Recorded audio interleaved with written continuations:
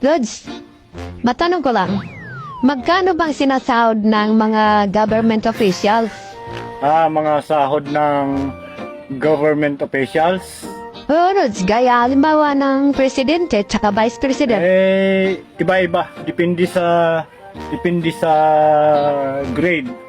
May tinatawag kasing SG33 o salary grade 33, salary grade 32 at salary grade 31 para sa mga government officials yun.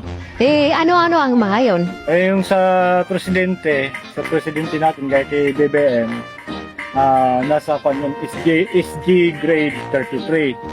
Sa salary grade 33. Mali tuloy.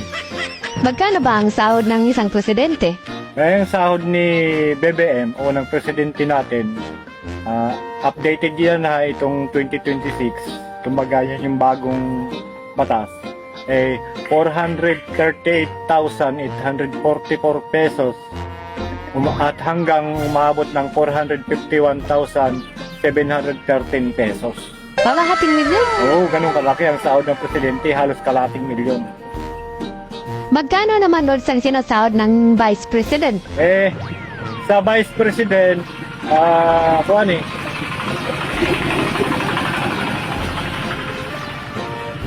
sa vice president kasama yung dyan, kasama yung pati na yung Senate President, House Speaker, pare-parehas silang sahod na 3. Parehas pala. Magkano naman? 347,888 ang monthly nila. Maabot ng hanggang 396,686. Hala, ang lalaki pala ng sahod nila. Oo, ang laki. Bakit kaya nangunguratot pa sila? Ilan naman sa senador? Sa mga senador, kasama na rin yung congressman. Kung senador ka o congressman, parehas lang ang sahod ng mayan. 293,191 pesos na umaabot hanggang 334,059 pesos. Wow, sana all. Oo, yun yung sahod ng mga congressman at senador. Bakit yung ibang congressman at senador nagnanakaw pa rin? Hindi ko alam kung bakit nagnanakaw pa sila sa gobyerno. Siguro, sa sobrang kagahaman sa pera, mayaman na, gusto pang mas yumaman pa. Ang problema naman ay ang ninanakawan nila ay ang taong bayan na kagaya natin ng mga simpleng mamamayan. Tama, Lods, pero hindi naman lahat ganon. May natitira pa rin matino. Ilan naman, Lods, ang sinasahod ng mga gobernador?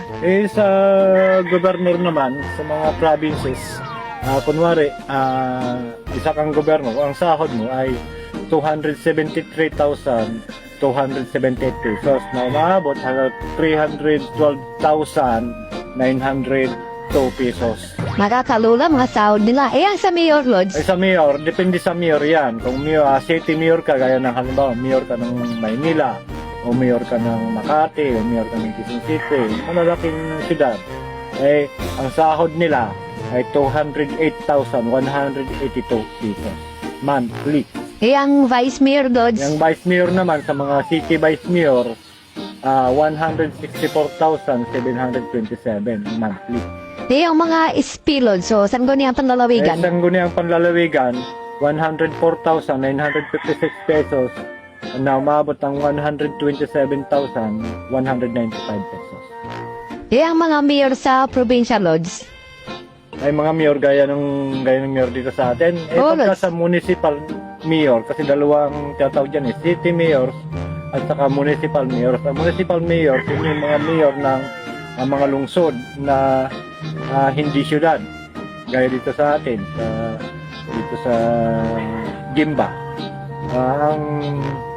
Ang sahod ng mayor dito sa atin ay 152,314 pesos. Ang vice mayor? Sa municipal vice mayor naman ay 110,182 pesos.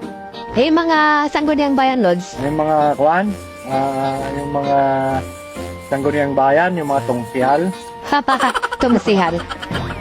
104,956. Malaki din, ano? Updated ba yan, Lods? Oo, updated yan itong 2026. Yan yung itinakda ng batas na sahod mga government. Sige, Lods. Maraming salamat sa information.